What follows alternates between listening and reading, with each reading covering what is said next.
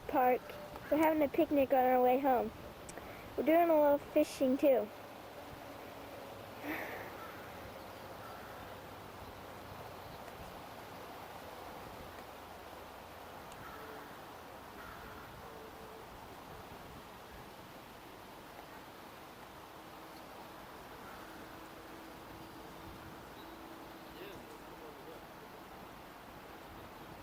We just came back from our great camping trip at Morgan Lake.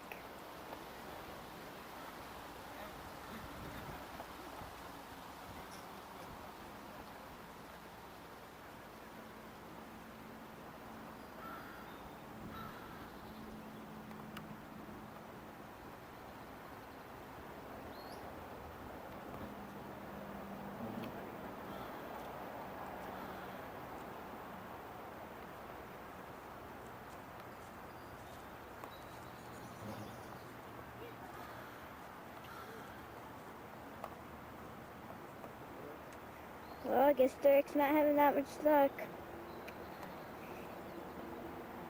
Joey, going fishing? Joey, are you fishing? Yeah. Yeah. Want to catch a big fish?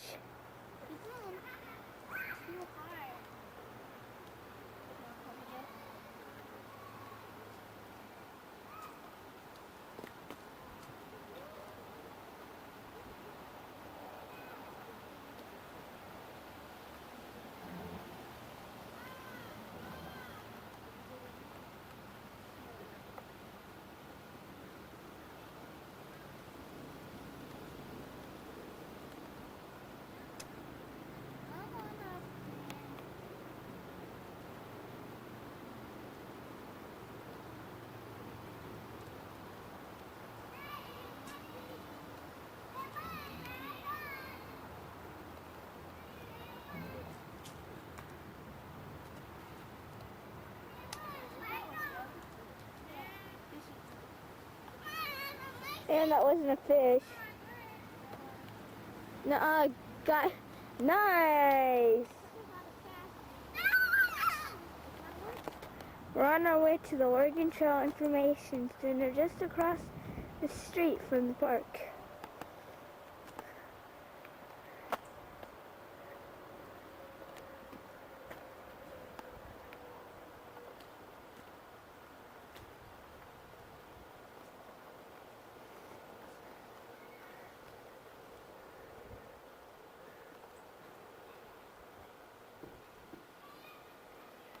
It's got a couple of signs here. Can't really read what they say. It says, let's read the first one.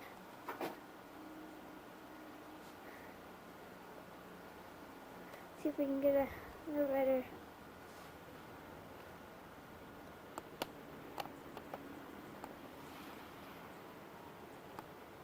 The Oregon Trail offered little respite for weary overlanders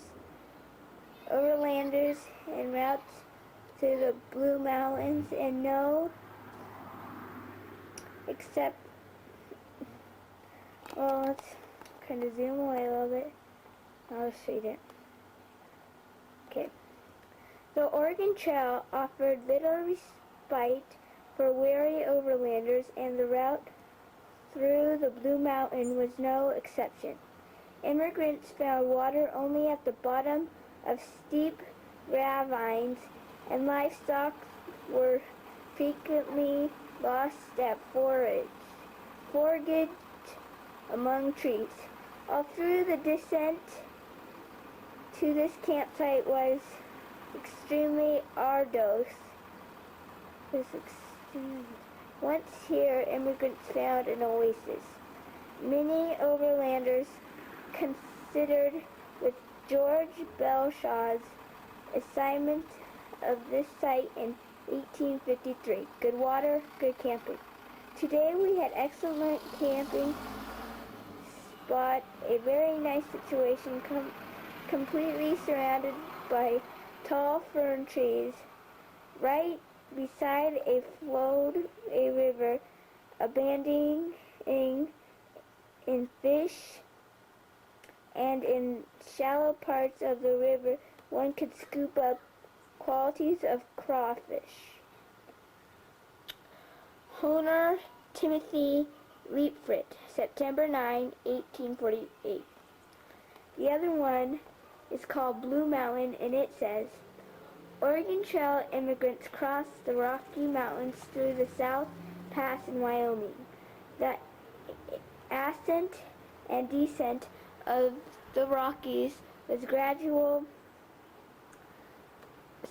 that some immigrants were aware they had crossed the continental divide. The trail through the forest sloped of the Blue Mountains was a different story. David Maynard, immigrant of 1850, exclaimed, "If they don't beat the devil." Upon beginning his ascent of the Blues, most overlanders agreed with P.V. Crawford, immigrant of 1851, who not only found the trails through these mountains rough, much more so than the Rocky Mountains, but found that weary oxen also appreciate the difference. The hills here are all covered with fine timber. Some of them are awful steep, however. We went up one today, and it took 21 head of cattle to haul up one wagon, and there was not much in the wagon either. Immigrants will therefore see the necessities of kind and careful treatment of their team at the outset, indeed through the whole of this long journey, to assure their strength of these different places. Elizabeth Wood, September 9th, 1851. And there's the picture. Then the other one, The Promise of Oregon's Future, says, Oregon Trail immigrants caught their first glimpse of the Blue Mountains from desolate hills above the Burnt River, east of the Grand Round Valley. We could trace their outlines for many miles, wrote John Johnson, immigrant in 1851, and they appeared to be beautiful blue. The Blues president to Mary Parson Belshaw, immigrant of 1853. Such hills has never were viewed by us poor mortals before. Many immigrants saw the promise of their future at Oregon's in these rugged mountains. As we ascended the high hills upon leaving this delightful valley, we found that the trees, which looked like bushels, were at the very largest and tall growth. Some of them, I was told, would make 300 rails, and they would eventually the best kind of saw log. Elizabeth Wood, September 9th, 1851.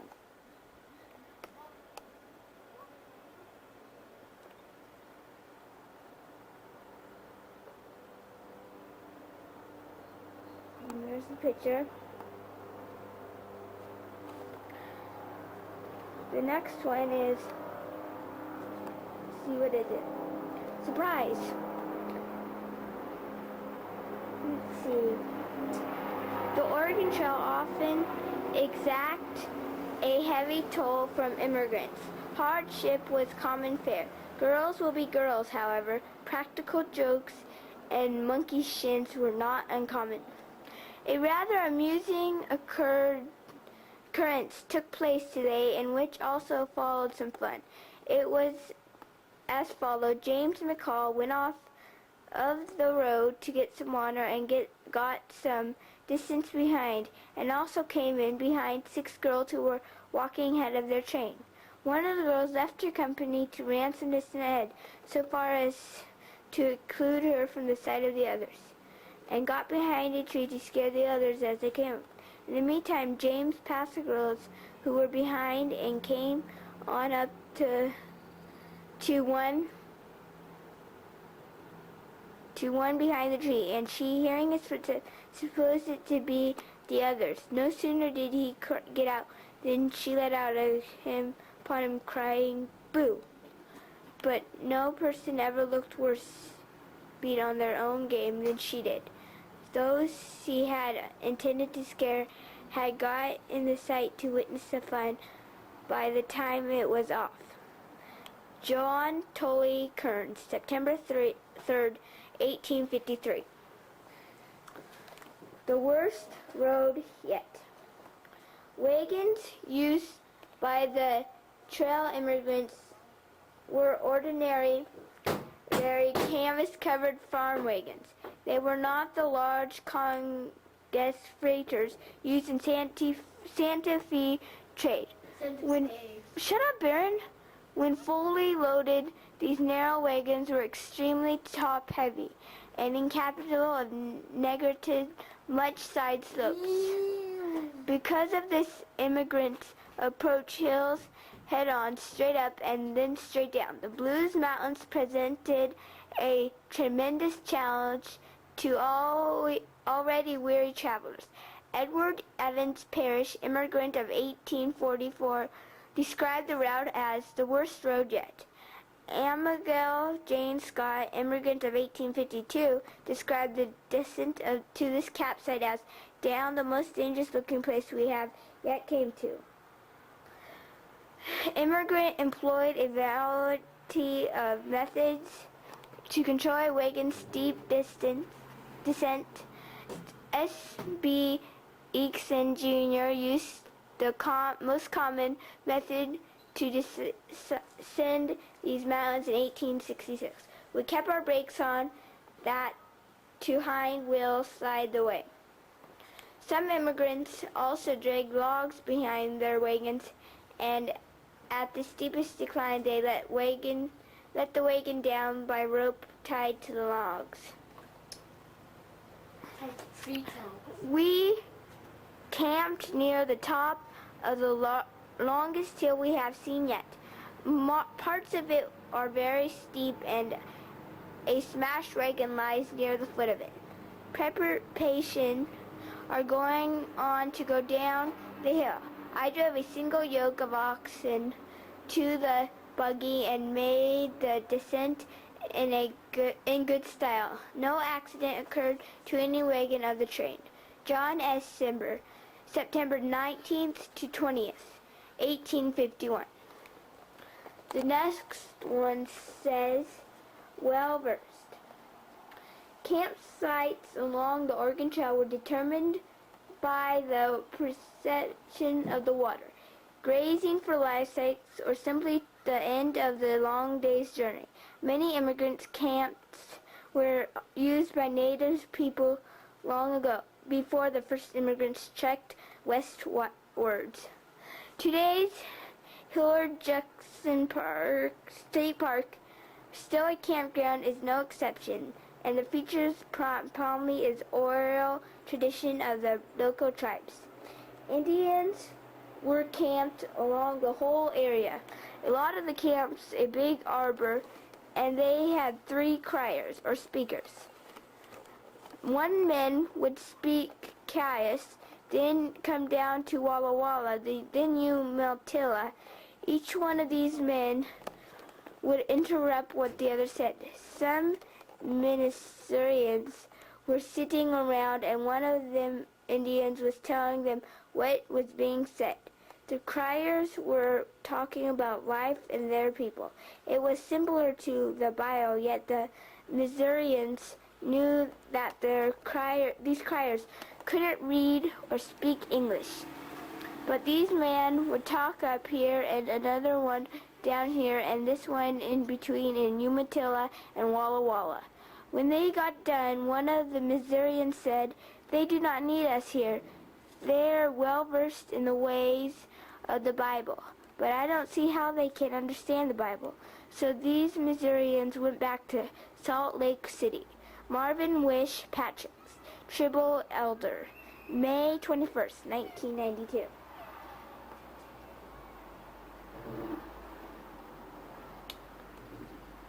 That wasn't that long ago. And our last sign says, Pathway to the Garden of the World.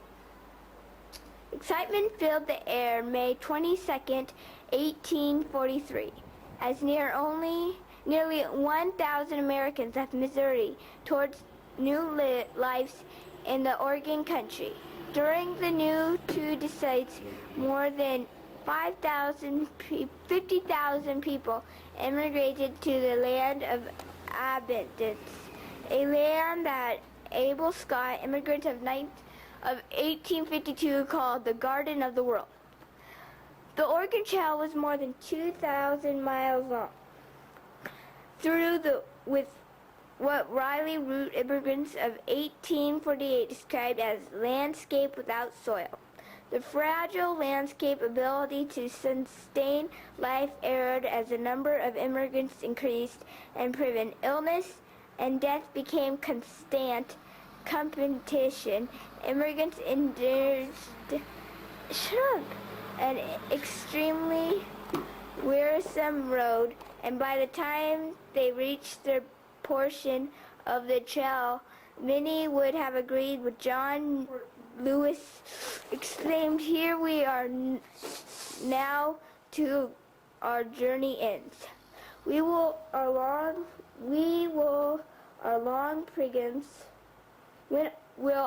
pilgrimage be done? The world's long week be over. The Sabbath dawn that needs no sun. The day that fades no more. We have traveled about 12 miles today." Sarah Sutton, August 13th, 1853.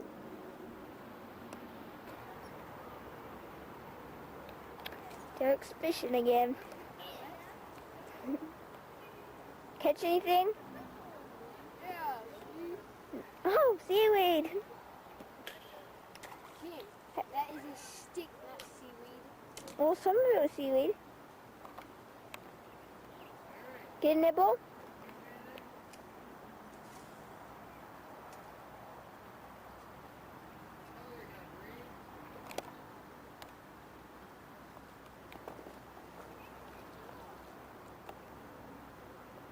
There's some forest.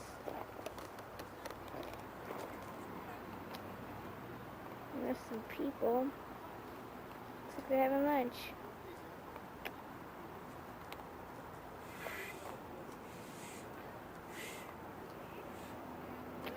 Doesn't look like he got anything. Giving up again? Oh well.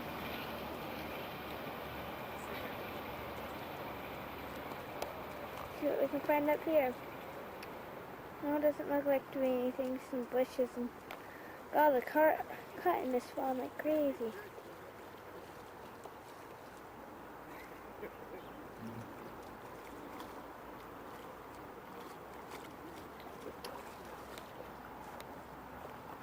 Well, let's go back to the picnic table. Let's see what's over here. Looks like Dad and Derek.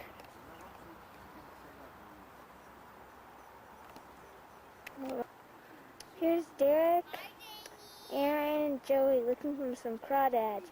You guys found any? No, I found one in now. Do you have it in the bucket? No. Joey, when we do, Joey, stay here. What's he see down there? Let's get a closer look. No?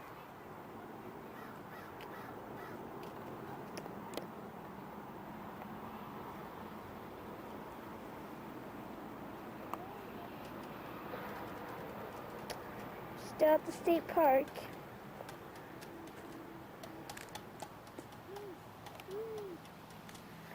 Joey! Looking for crawdads? Don't stick your tongue out at me.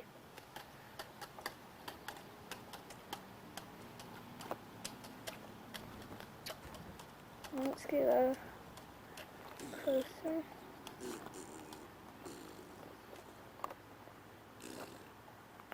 Oh, this sounds like Zoom, aren't they? Oh, I spit in the tongue at you, Jimmy. don't spit Put your tongue at me, dear. Julie. Got one? Are you gonna pick him up? If you pick him up, hold him up so I can see him. And I'll zoom up on you.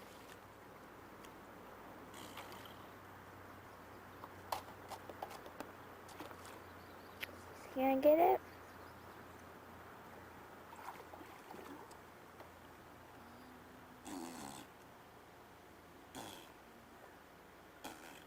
Got it?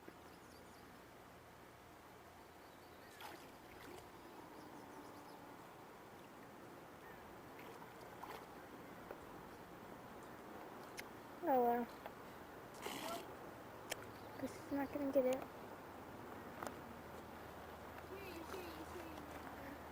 No, stay here. Pick him up with your hands. No, you got the fork. Can get. Hey, Hold Joe. Your hand.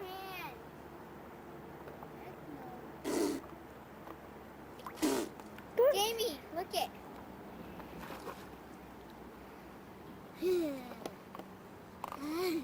Get him. No. Turn the camera off. Turn the camera down. Why? Because I want to see your eye. Hey, Joe. Get your eye away from the camera.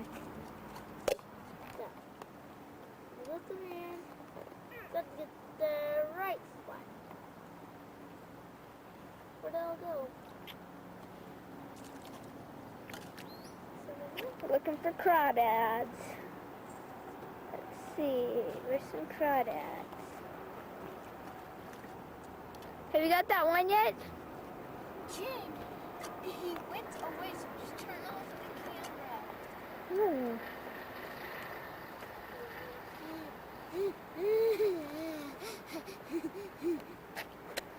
Joe's having fun. Let's see what else we can find. Some hills, a river. Shut ya. And Derek looking for some crawdads. Zoom up on him.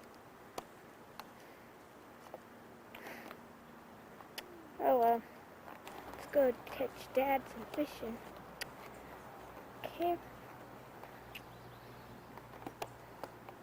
There he is. Has he got anything? Let's get away.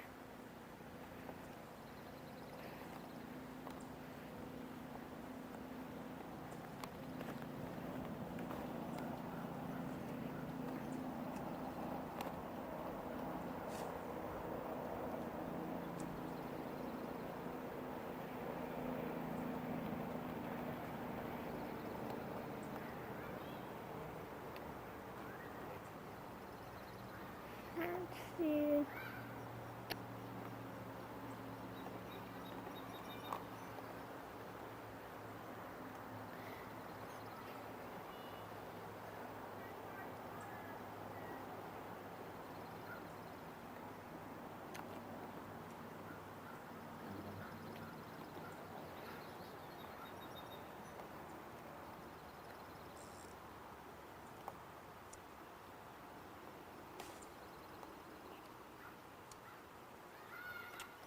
Oh well.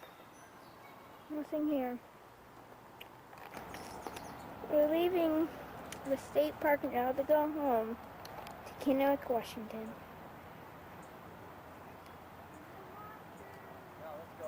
There's the information center.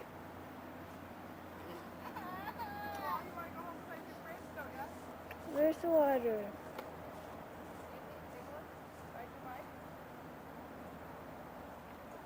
There it is. There's the water. There's Dad. And here's the park.